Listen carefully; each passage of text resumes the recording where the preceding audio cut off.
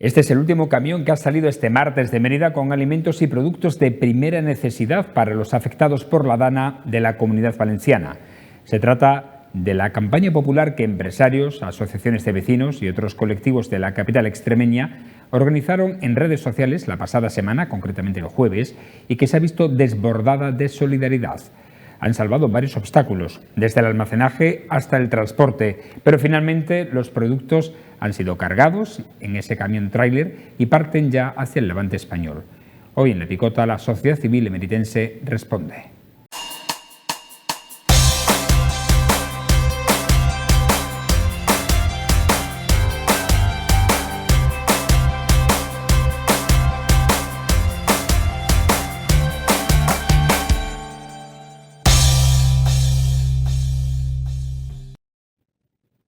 Bienvenidos a este tiempo de La Picota en Televisión Extremeña.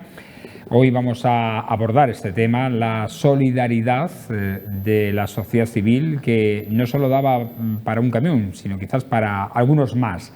Se ha visto desbordada, fíjense ustedes, para las redes sociales. Lo decíamos la semana pasada, y es que las redes sociales bien usadas son buenísimas.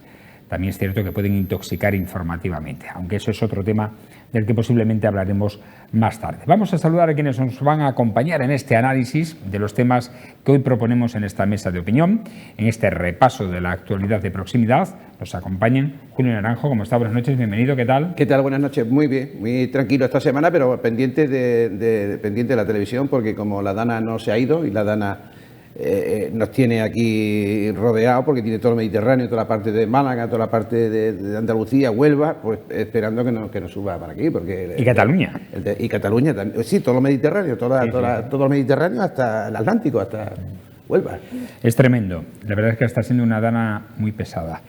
Miguel Valdés, ¿cómo está? Buenas noches, bienvenido. Muy buenas noches. ¿Qué tal? Pues muy bien. Yo creo que lo que comentabas tú, Fran, lo de viendo cómo se han movilizado los emeritenses con esta campaña, creo que tienes razón. Es verdad que las redes sociales tienen, es como todo, ¿no? Como casi todo en la vida, tiene un lado bueno, un lado malo. Y aquí, por suerte, hemos podido ver de primera mano el lado más humano de las personas, que después de ver las imágenes, de ver cómo han quedado estos pueblos, cómo hay saqueos, cómo la población está cada vez peor, pues bueno, de vez en cuando un rayo de humanidad creo que no viene mal.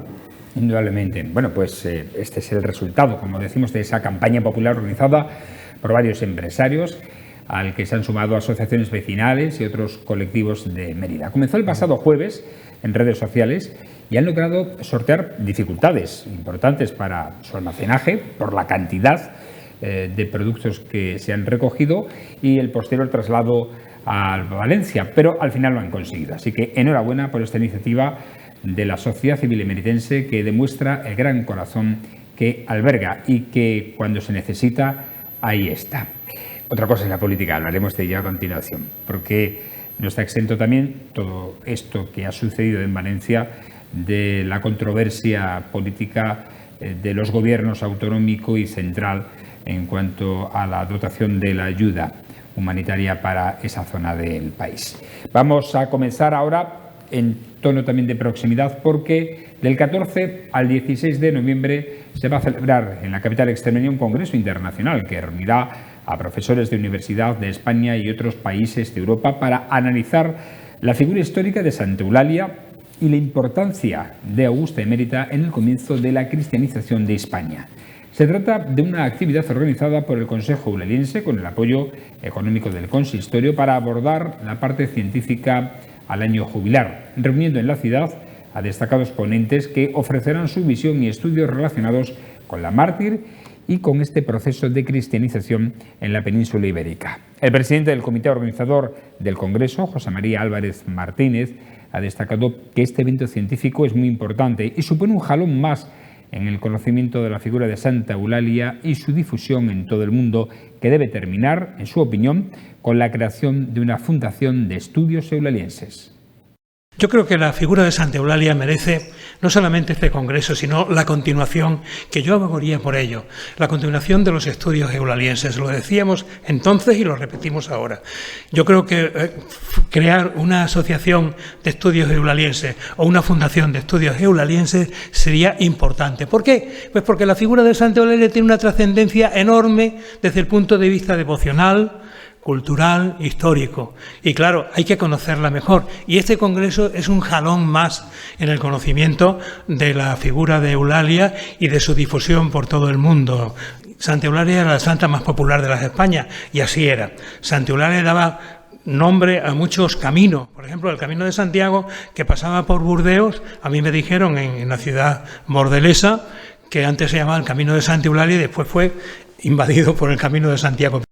Fijaros, de Burdeos, esta ciudad francesa en la que el actual Camino de Santiago antes se llamaba Camino Eulaliense. Volviendo al Congreso, se celebrará en el Salón de la Autonomía de la Asamblea de Extremadura y el Centro Cultural Santo Domingo de la Fundación CB. Su programa ha sido dividido en 4 sesiones y las ponencias correrán a cargo de profesores, queremos decir, e investigadores de toda España y también de otras universidades internacionales como la de Minho de Braga, de Portugal, la Universidad de Padova de Italia o la de Lille de Francia. El Congreso se organiza en 4 sesiones. Una primera sesión donde se habla efectivamente del siglo de Eulalia, el siglo IV, a comienzos del siglo IV. Una segunda sesión que se centrará en la cristianización de las ciudades, cómo se produjo esa cristianización de ciudades como Mérida, como Córdoba, como Tarragona. Habrá una tercera sesión vinculada al mundo visigodo y por último habrá una cuarta sesión donde se hablará del proceso de peregrinaciones que se desarrolla en ese momento y que culminará con una conferencia de clausura a cargo de José Luis de la Barrera sobre Mérida, centro de peregrinaciones. Mensaje que se ha querido dar desde el comité científico organizador de este congreso. Quizás, y lo ponemos a la picota, es hora de plantear en un futuro esa fundación de estudios eulalienses para, de alguna manera, preservar todo lo que a través de estos congresos científicos se va descubriendo sobre la figura histórica de la mártir Santa Eulalia y la importancia que tuvo Augusta Emérita en el inicio de la cristianización de Hispania. Miguel.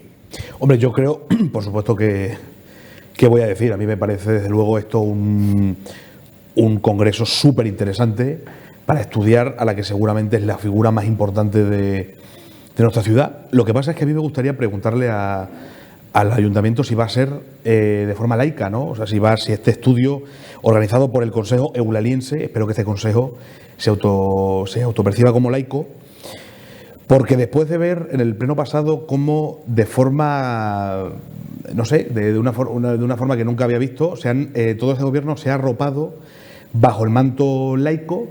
Y no le parecía, o sea, es decir, que esto se celebre aquí en Mérida, cosa que yo celebro completamente, me parece genial, está bien, pero ponerle nombre al cementerio municipal y que se llame precisamente Cementerio Municipal Santa Eulalia, eso ya parece que es una ofensa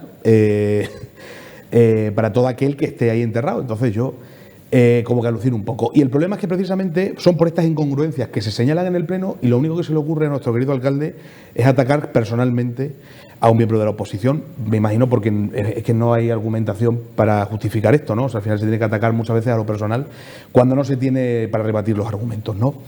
Y yo quiero quedarme con lo que ha dicho José María Martínez, eso, con que Eulalia ya, más allá de lo cristiano, porque muchas veces parece ser que porque algo sea cristiano ya no puede ser histórico, o sea, solamente puede tener un atributo, en este caso, la mártir es cristiana. Cuando, entonces, por esa regla de 3, por ejemplo, no sé, una catedral, una iglesia, todas estas edificaciones con un componente cristiano, un ateo no puede parecerle preciosa una iglesia, no puede emocionarse viendo una catedral porque tiene ese componente cristiano. Yo es que lo veo absurdo. Entonces, eso, Eulalia es una figura histórica de nuestra ciudad, forma parte de la idiosincrasia de esta ciudad. Hay mucha gente que no es creyente, pero le cree en la mártir Santa Eulalia y se comete este tipo de incongruencias. Pero bueno, al final, en todo caso, me alegra tener este congreso aquí en Mérida. Ojalá salga adelante este centro de estudios de eulaliense, porque al final creo que la mártir Santa Eulalia, a pesar de que está muy presente la gente de Mérida internacionalmente o nacionalmente, no tiene el carácter que creo que merece. y creo que sería muy interesante y que la ciudad merece estudiarla más y reconocerla más en profundidad. Bueno, aquí en alguna ocasión hemos hablado precisamente sobre la división de religiosidad y laicidad en algunos asuntos. Y hay algunos picoteros que no son creyentes y sin embargo dicen que disfrutan de la Semana Santa de Mérida porque artísticamente es muy plástica. Julio. Yo lo veo también muy interesante este congreso y más cuando estamos apostando muy fuerte por un turismo religioso y como centro de peregrinación hacia la Marti Santa Eulalia. Yo no soy así muy capillita, muy católico, pero he mirado un poco para ver un poco y hay más información, hay más interés por ahí fuera, si cabe, que aquí dentro, sobre la Marti Santa Eulalia. O sea, sobre el tema de la cristiandad, sí, de la cristianización de Hispania. He visto un artículo, mismo, sobre la cristiandad de gallicea, ¿no? Que sería Galicia, una de las regiones romanas de la época, ¿no? Entonces, ha sido una de las zonas donde mayor ha sido la difusión sobre la Marti. Sobre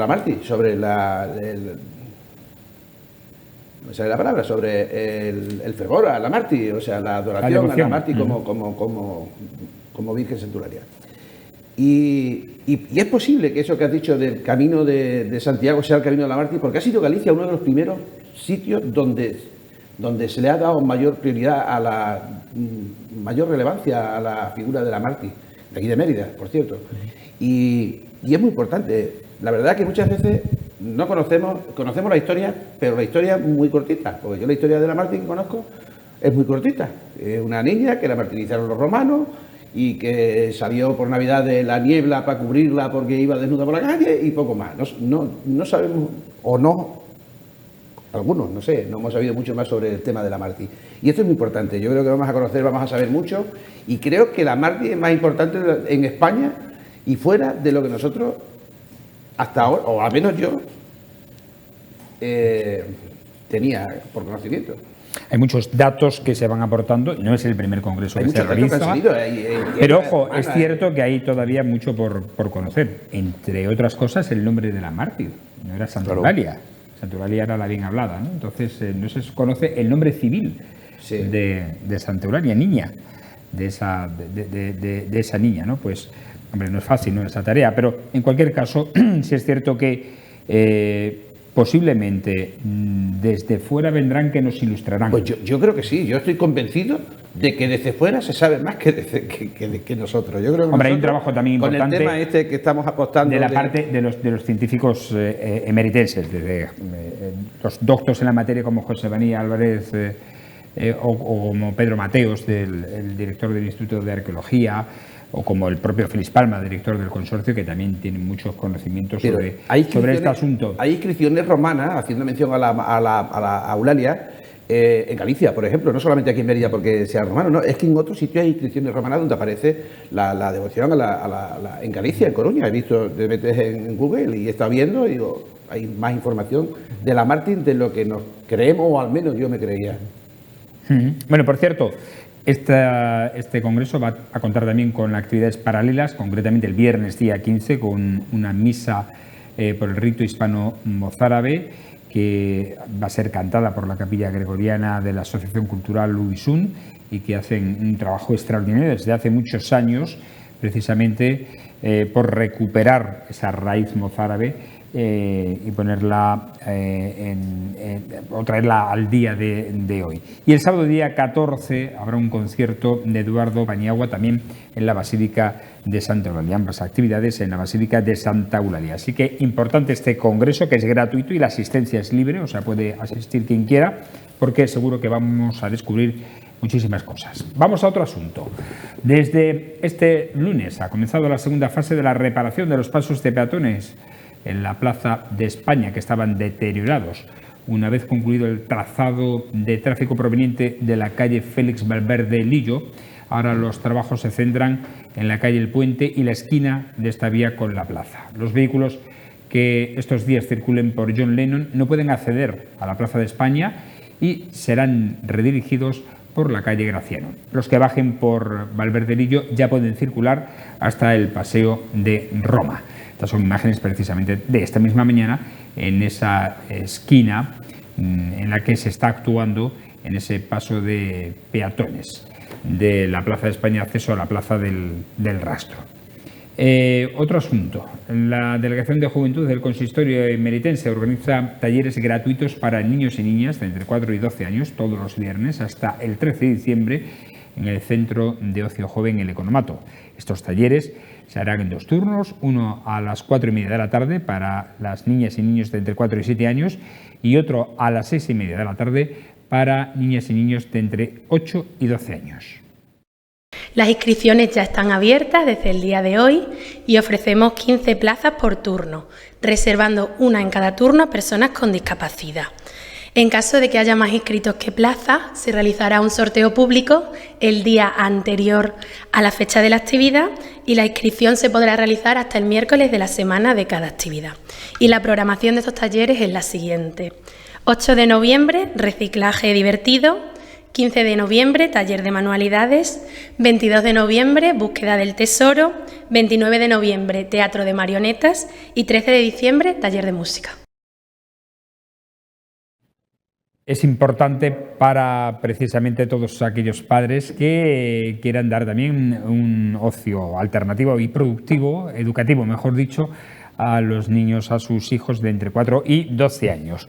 Y vamos a pasar, si os parece, al asunto, uno de los asuntos que planteamos hoy como de debate, es el precio del alquiler de la vivienda en Extremadura, que ha experimentado un alza, atención, del 13,4% interanual en el mes de octubre. Es decir, el precio ha subido en este octubre un 13,4% con respecto a octubre del año anterior, del 2023, hasta alcanzar un precio medio de 6,9 euros por metro cuadrado, según el último informe de precios publicado por el portal inmobiliario de compraventa Idealista. Asimismo, en los 3 últimos meses, el precio ha bajado en Extremadura un 2,9%, mientras que en el último mes el descenso ha sido del 2,1%, según este último informe de precios publicado. Por su parte, el precio del alquiler en España ha experimentado un alza del 10,2% interanual en el mes de octubre, hasta alcanzar un precio de 13 euros por metro cuadrado. En los 3 últimos meses, el precio ha bajado un 0,7%, mientras que en el último mes se ha producido una ligera subida del 0,1%. En cambio, hasta 50 capitales españolas tienen precios superiores con respecto a octubre del año pasado, con la única excepción de Lérida, donde las rentas han descendido un 0,9% en el último año. Es decir, que pese al descenso que se ha producido en los 3 últimos meses de los alquileres, si lo comparamos con el octubre del año pasado, ha subido un 13,9%. Aún así, estamos casi a la mitad aproximadamente del precio medio de España. Claro, que eso se dispara en ciudades como Madrid, Barcelona, San Sebastián, etcétera, que es donde más alto, o Mallorca, donde están más altos los precios. Pero aún así significa que se detraen de los recursos, de los ingresos de las familias que tienen alquiladas vivienda, un porcentaje importante. El precio dice mucho sobre el nivel de vida de las regiones, de las comunidades. O sea, el precio del alquiler y el precio de la vivienda es un índice muy alto, muy fiable de cómo es el nivel de vida en las distintas comunidades. Y nosotros tenemos los alquileres bajos, lógicamente, porque el nivel de vida nuestro es mucho más bajo que el de cualquier otro sitio, o el de muchos sitios. El tema de la vivienda lo hemos hablado muchas veces. El tema de la vivienda es una asignatura que tienen todos los gobiernos pendientes, es una necesidad y hay que priorizarla.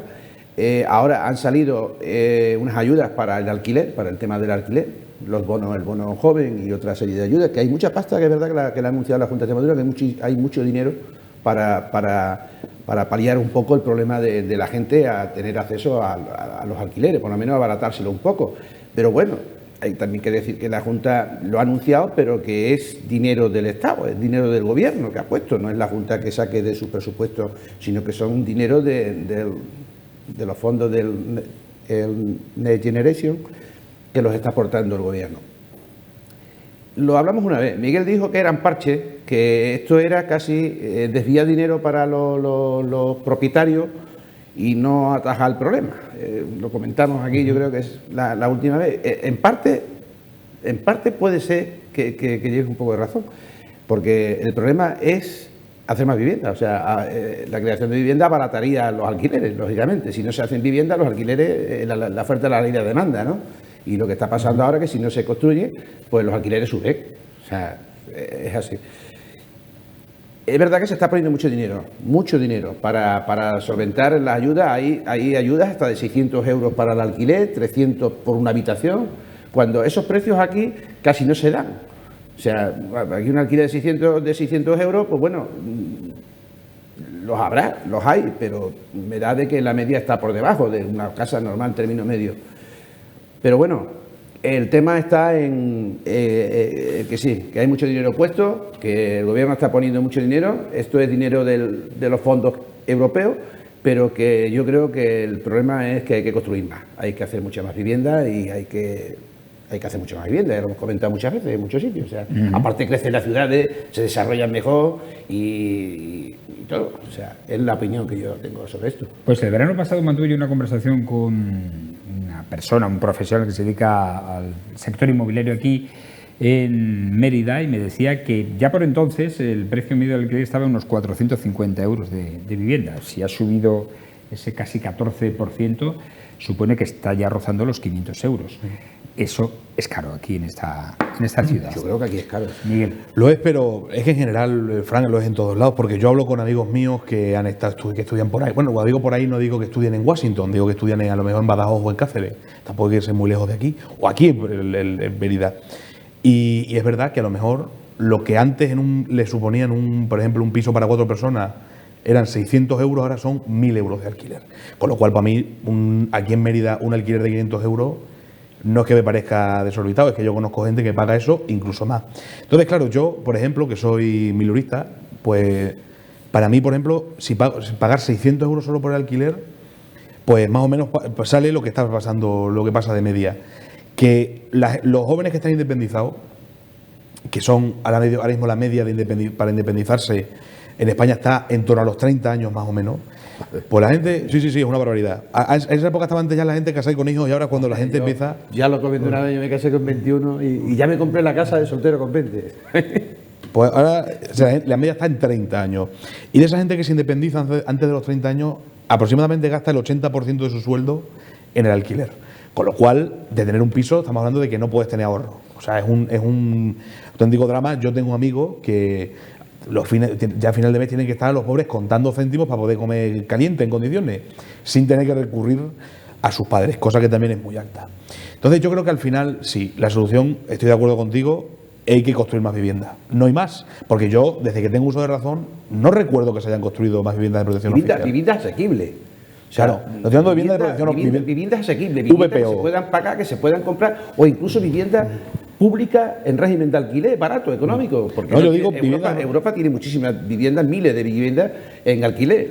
Sí, claro, no. España es uno de los países que más propietario tiene de viviendas. Pero precisamente por eso, porque yo a muchos amigos míos les sale más rentable ahora mismo hipotecarse que pagar un alquiler. O sea, yo tengo un par de amigos que se han hipotecado porque es que dicen, es que para lo que pago mensualmente me hipoteco y así por lo menos me quedo yo con la...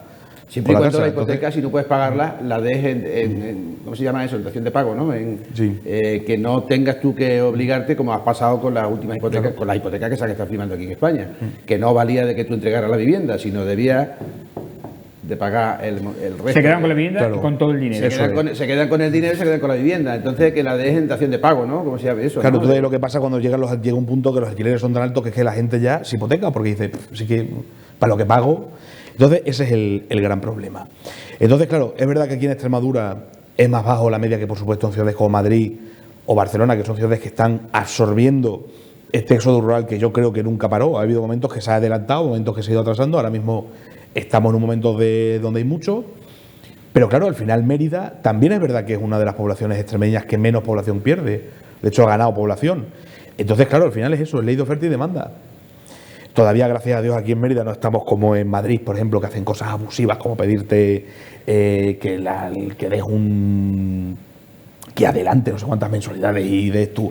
No estamos así, pero es verdad que es una situación preocupante y es verdad que es una asignatura pendiente que tienen todos los gobiernos. Y sobre todo es un tema que, como siempre, ataca más a los jóvenes. Que por cierto también quiero puntualizar eso, que me hace mucha gracia. Siempre está el cuñado de turno, que no falta. Por ejemplo, ayer fue al hormiguero Pérez Reverte, que es un habitual en estos ámbitos, que siempre habla de, no, es que los jóvenes, es que... Puso un ejemplo muy interesante, ¿no? Que decía que es que los jóvenes de ahora no estamos acostumbrados para cuando el iceberg golpea el Titanic. También debería decirle a Pérez Reverte que en esa época tampoco lo estaban, porque precisamente murió muchísima gente porque no había salvavidas. Pero bueno, es anecdótico. Pues quiero decir desde aquí que esta situación que afrontamos los jóvenes, incluso que lo tenemos mucho más difícil que muchas personas más mayores que nosotros, es decir que yo he estado presente en la recogida estoy muy informado en la recogida de alimentos y he estado presente cuando cuando se estaban, para mandarlo a Valencia, cuando se estaban organizando, y sorprende la cantidad de jóvenes que había participando. Y solamente hay que ver los vídeos de Valencia para ver también la cantidad de jóvenes que participando. Así que quiero decir que a pesar de la mala prensa que tenemos de algunas personas un poco rancias, digámoslo así, públicamente, que yo creo que todavía la juventud española es motivo de mucho sentido de sentirse orgulloso, y no sé por qué hay gente que tiene esta necesidad de vilipendiarla, pero bueno. Es el problema de Arturo Pérez Reverte. A mí me encanta como autor, pero hay que decir que se mete en todos los charcos y en todos los fregados, como se dice en esta tierra, y al final se acaba mojando porque generalizar no siempre vale. Julio. Yo no vi a Reverte, no es santo de mi devoción. Mejor. Pero bueno, yo con esto pues prácticamente casi lo he dicho, o sea, sobre el tema de la vivienda. O sea, el tema de las ayudas son ayudas, no dejan de ser ayudas, pero las ayudas son por 2 años. El problema en 2 años no se quita. Otra cosa es que digan, bueno, vamos a sacar estas ayudas en 2 años y en 2 años vamos a construir X miles de viviendas, ¿no? Como se debería de construir, pero que yo digo que no solamente tiene que ser propiedades, que sí es verdad que las hipotecas, cuando las hipotecas bajaron, era más barato meterse en una hipoteca que pagar un alquiler. Pero luego ha sido una trampa. Luego hemos visto que ha sido una trampa cuando la última subida tela. Cuando la banca ha tenido problemas, ha remetido y se ha quedado con el dinero, con las casas y con todo. Y en Europa, en muchos países europeos, hay un parque de viviendas públicas enorme, que si eso lo tuviese España, una vez amortizado, porque lo mismo que paga la hipoteca el ciudadano, la puede pagar el Estado, una vez amortizado. La fuente de ingreso que tiene el gobierno de recibir las rentas de miles de viviendas es enorme. O sea, tú haces la inversión, pero la inversión, una vivienda la puedes amortizar a 10, 15 años, dependiendo de los costos. Pero una vivienda que el gobierno la hace a costo, a lo que sea, 60, 70, 80, 100, 120.000 euros, lo que cueste, una vez amortizado, tiene una fuente de ingresos mensuales, siempre y cuando se regulen bien el tema del alquiler. No sea que tú, porque estés viviendo en una vivienda pública, te tengan que ir a cambiarte los azulejos del cuarto baño porque se te ha roto uno, o te tengan que ir a pintar el bloque, no. O sea, el mantenimiento que corre a cargo de quien realmente está haciendo uso de esas viviendas, no es como aquí, que aquí le están preparando a la gente las viviendas por el mero hecho de que sean propiedades de la Junta. Entonces, eso es un problema que deberían de solucionar. El que esté viviendo es el que tiene que correr a cargo del mantenimiento. Se te ha entregado así la tienes que devolver y así tienes que mantenerla. Pero haciendo eso, creo que puede ser una de las soluciones, porque una vez que uno ya pueda mejorar su estatus y quiera dejar esa vivienda, la deja, la puede coger otro y se puede comprar una vivienda libre en el mercado libre cada vez que quiera, y esa vivienda está disponible para otra persona que la necesite. Es una buena idea. Yo creo que casi mejor, a menos que el sistema hipotecario cambie. Estaba buscando precisamente, que acabo de recordar que en Mérida la Junta tenía previsto construir 45 pisos de alquiler para jóvenes. Para ello el Ayuntamiento le cedió una parcela en la Calzada. Sí, había leído eso. Sí. Además, en ese sistema, en régimen de alquiler, en régimen con promociones pública-privada o una cosa así. Exacto, eso fue en julio de 2022. En octubre se cumplió el trámite administrativo y pasó esos terrenos a la Junta de Extremadura, pero desde entonces no hay noticias. Bien, pero eso es un parche, eso no soluciona. 40 viviendas no, 45 viviendas no son nada. Pues no son nada, pero si no se construye, son menos. Cuando se hicieron viviendas aquí en Mérida, que ya lo comentamos una vez en el polígono, ¿no? Cuando en el polígono pues se hicieron 2.000, 3.000 viviendas o 4.000 viviendas. Eso sí que fueron, que soluciona un poco la gente. Y además creció la población, porque Mérida ahí, ya lo he comentado, me recuerdo porque lo he comentado esto mismo, lo he dicho ya aquí, Mérida creció en población. Pues eso mismo, no te voy a decir que vayan a hacer 4.000 viviendas de golpe, pero para cubrir la demanda de Mérida sí se pueden hacer perfectamente 1.000 viviendas o 2.000 viviendas hoy. Porque además hay mucha gente que está trabajando aquí en Mérida y está todos los días de autobús para arriba, para abajo, para Badajoz y para Cáceres y para Villafranca y para todos sitios todo el día con los autobuses. Habría otra gente que si se hacen viviendas asequibles, pues a lo mejor dice, oye, pues nos interesa vivir aquí en Mérida. Y a Mérida le interesaría de recibir a esta gente y de que Mérida creciera en población. Pero hasta ahora lo que se está haciendo es renta libre, todo. Al menos en Mérida y en las principales ciudades de Extremadura. Bueno, vamos a otro asunto porque nos come el tiempo y tenemos que hablar efectivamente de la Dana. Lo hemos hecho ya con el envío de la ayuda humanitaria desde Mérida, pero tenemos que hablar de lo sucedido en el capítulo político y logístico también de la cobertura de la tragedia en Valencia. Y es que el jefe de la Unidad Militar de Emergencias de la UME, el teniente general Javier Marcos, ha apuntado a la responsabilidad autonómica de la Generalitat Valenciana para que sus soldados pudieran intervenir en las zonas afectadas por la Dana, explicando que estos militares no podían entrar en la zona de emergencia sin la autorización del órgano competente de la comunidad autónoma, dado el nivel 2 de emergencia. En la rueda de prensa celebrada en Moncloa este lunes, tras la reunión del Comité de Crisis, presidida, por cierto, por el rey Felipe VI por primera vez, Javier Marcos ha recordado que la UME tiene libertad de movimiento por todo el territorio español, pero nunca puede entrar en la zona de emergencia sin la autorización del director de emergencias correspondiente de la comunidad autónoma. También ha dicho que puede tener 1.000 soldados en la puerta de esa emergencia, pero no puede entrar legalmente hasta que el director lo autoriza. Al respecto, el jefe de la UME ha argumentado que no se intervino rápidamente porque la meteorología lo impidió y, en segundo lugar, por una cuestión de orden, dice, y disciplina. No se puede añadir caos, dice, a lo que es una situación absolutamente caótica. Y, en cualquier caso, dijo que en el momento que tuvo conocimiento de la tragedia, sus soldados y el material, dice, estaba listo en 15 minutos. Miguel. Hombre, pues yo creo, Fran, que está la gente confundida, confusa, y cómo no, porque al final estamos recibiendo continuamente información contradictoria. Yo, sencillamente, Pablo Iglesias puso un tuit diciendo que él podía intervenir el ejército en cualquier momento si lo pedía el gobierno central, y bueno, y Juan Montenegro, que no es otra persona que el fundador de la UME, ha dicho que el número de efectivos lo define Defensa, y en cuanto que el Ministerio de Defensa de una orden ya pueden entrar en un territorio.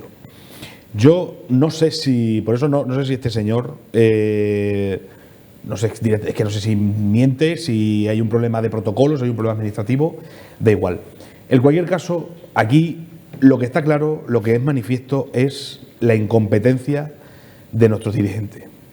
Porque cuando pasa una situación de esta, no es lo mismo actuar en un día o en dos que una semana.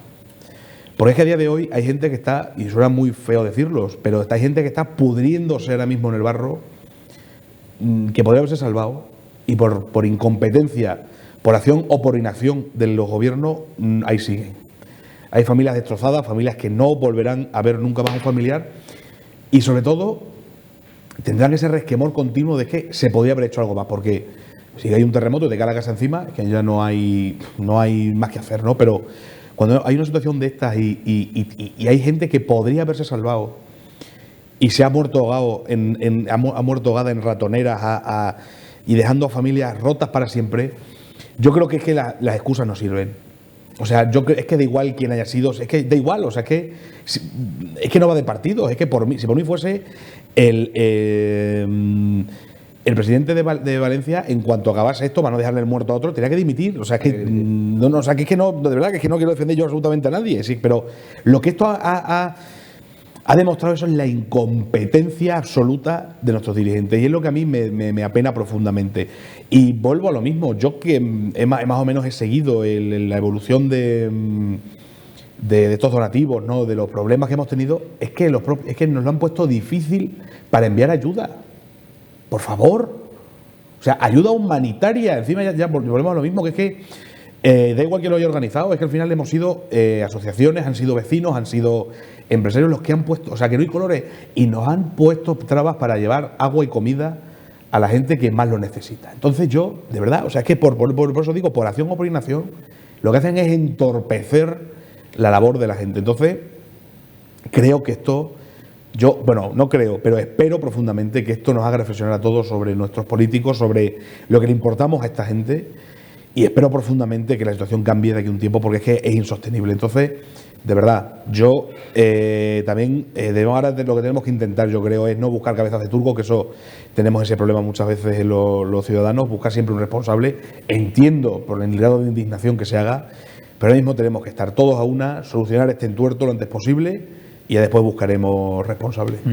Estamos viendo imágenes de hoy, ¿eh? Estas son imágenes de hoy del epicentro de la Dana. Es que la catástrofe es impresionante, o sea, algo impresionante. Yo creo que es que yo es que ni me la puedo imaginar. O sea, a la vez ahí es inimaginable lo que ha pasado, porque son miles de hectáreas inundadas, no, porque es que mira, el tema de, claro que se podrían haber evitado muchas muertes, sobre todo las muertes. O sea, el destrozo seguramente no, pero las muertes muchísimas, porque ha habido en otros sitios poblaciones mucho más mayores a Valencia, terremotos y tal y cual, y ha habido muchísimo menos muertos.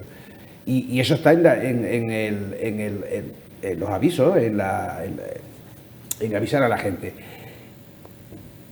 El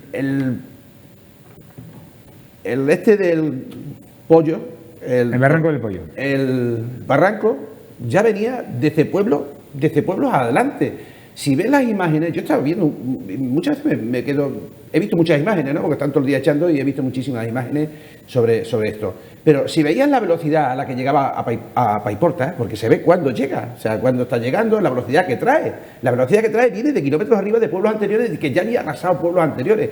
¿Cómo no vas a avisar a los pueblos de abajo cuando el barranco pasa por el mismo centro del pueblo, divide al pueblo a Paiporta? Hay barrios que están separados por puentes, que se los ha llevado precisamente, que eso dificulta mucho a la hora de llegar, a la hora de meter maquinaria, a la hora de llevar ayudas humanitarias y dificulta. Y además, si uno se pone a imaginar la cantidad de cientos de camiones que pueden llegar de toda España, pues si de Mérida salen 3 camiones, te puedes imaginar si todas las ciudades proporcionalmente a Mérida de España empiezan a enviar 2 de camiones, la que no se puede montar allí, cuando resulta que en la Comunidad Valenciana un porcentaje elevadísimo de carreteras están destrozadas. O sea, que es que no se podía llegar muchas veces ni tener acceso a los sitios, ni tener acceso a las calles, ni tener acceso a los barrios, ni tener acceso a esas calles. ¿Cómo puede entrar una maquinaria en esa calle? Si es que la de coches que hay que quitar son miles y miles de coches. O sea, miles de coches que hay que retirar, que hay que ponerlos en algún sitio, que las empresas precisamente a lo mejor de grúas y de ahí se han visto afectadas, porque es que ahí se ha visto afectado todo el mundo. O sea, es difícil coordinar todo eso, es una patata muy cojonuda, ¿me entiendes? No es fácil, yo creo que no es fácil. Y luego, pues lo que se ha mirado, lo que se ha intentado hacer, yo creo que se ha hecho bien. Lo primero ha sido salvar vidas, intentar de rescatar gente en las vidas, intentar de rescatar a la gente. Y luego, pues bueno, que sí, que hay gente que tiene una casa llena de barro y tal y cual, no ha venido nadie. Bueno, pero es que hay prioridades. Y yo creo que se están estableciendo las prioridades. Luego las responsabilidades pues ya vendrán después, porque todos los avisos están todos escritos. O sea, hay constancia de todo, correo, mensaje, información en las teles, en las redes, o sea, que está todo ahí. O sea, que luego la responsabilidad se verá quién miente y quién no miente. O sea, quién miente y quién no miente. Ahora, lo que no es normal es que esté el ejército en las puertas, para echar una mano y te diga, no, aquí no entra porque yo soy el que decreta aquí el siguiente paso, si lo doy o no lo doy. Eso sí que no... Que es difícil entender para cualquiera de nosotros. Para cualquiera. Sí, esta lucha de competencias entre administraciones. Miguel. Claro, pero eso es lo que voy yo. O sea, si es que yo no sé si es por un problema de burocracia, por un problema de tal. También te digo, si es un problema burócrata, el hecho de no actuar me recuerda a mí, me suena a mí un poco a yo es que mataba gente porque seguía órdenes. O sea, no sé si se entiende un poco el símil. Porque al final yo creo que aquí es como si ves a un hombre cayéndose por un barranco y dices, no, mire usted, podría ayudarle, pero voy a ver si me autorizan. No. O sea, tú ves a un hombre que está en riesgo y tienes que ayudarle. Después ya pedirás perdón a quien sea o pedirás permiso, lo que sea. Pero lo primero es lo fundamental, son las vidas. Entonces, claro, es verdad que es una situación, nadie podía pensar, yo creo, que esto iba a acabar así, ¿no? O sea, las imágenes, es verdad que son desoladoras y yo creo que en España nunca se ha visto nada igual, pienso yo. Pero es que precisamente por eso, precisamente por la gravedad de la situación, tendrían que haber estado coordinados los gobiernos, haber dado ayuda lo antes posible. Yo creo que está coordinado. Lo que pasa es que la ayuda de esta categoría, de esta índole, no llega de hoy a mañana. No, pero es que pasó un martes por la noche. Mira, la ayuda más rápida ha sido la de los vecinos. ¿Por qué? Porque los vecinos, por el puente ese de la solidaridad, donde han ido miles para arriba y miles para abajo todos los días, eso es lo más rápido. ¿Por qué? Porque es que no podían entrar vehículos, no podían entrar coches. Debo a los vecinos. Lo más rápido, pero es lo normal. Es lo normal, pero los vecinos, los pobres, tienen están fatal, o sea, habrá unos mejores que otros, pero todos con cosas muy básicas, sin organización, que eso es fundamental, la organización a la hora de cualquier proceso de esto, y aparte es que esto pasó un martes por la noche, nos enteramos más o menos de qué estaba pasando el miércoles por la mañana, y ya el jueves estaba claro que era una situación catastrófica y es que no iba nadie. O sea, alguien puede aguantar 3 días, pero es que ya a estas alturas... Bueno, yo creo que sí ha habido gente, lo que pasa que... No, pero no estoy hablando de voluntarios que están muy bien. Gente. Lo que pasa es que para ahí gente había que reparar también las carreteras, había que reparar las líneas de placa, había que reparar las luces, había que reparar... Es que, pues alguien puede hacerlo, el gobierno... Es que esto es inmensamente... Yo creo que esto se le escapa a cualquiera, porque esto no ha ocurrido nunca, ni en este país, yo creo que ni en ninguno cercano a los nuestros. Esto es inmenso. O sea, tú lo ves desde arriba y lo ves las calles, ves los coches. Yo es que no he visto nunca imágenes de ninguna parte del mundo. Pero hay una cosa que está clara. Ha sido inmenso. Hoy se cumplen, creo que son 27 años de servicio del 112 en Extremadura. 25, perdón. Fue por la inundación famosa de Badajoz y se hizo porque precisamente había muchas situaciones en las que se necesita una actuación rápida. Y coordinada. Entiendo que no siempre sea fácil porque solo hay que ver las imágenes para darse cuenta de que ahí no pasa, o sea, no pasa un tío con la bici, ni con un coche. Entonces hace falta, pero precisamente es lo que estamos hablando. Que no ahí había un puente que se lo ha llevado la Ría. Pero es que, por eso digo, lo que hace falta es una respuesta coordinada y en lo más rápido posible, y ambas cosas no se han dado, o por lo menos no con la rapidez necesaria. Entonces, pero si es que ya de antemano, por la mañana y a mediodía, no pensaba que eso podía ocurrir, porque como allí hacía el día normal, no llovía, estaba todo normal, nadie se podía esperar eso, nadie de los ciudadanos. Los políticos y los que se encargan de eso, de las diputaciones y los de la Confederación y toda esa gente, Protección Civil y toda esa gente, chasis deberían de saber qué es lo que pasa. Claro, pero por eso digo, no los ciudadanos, tiene que ser gente que sabe.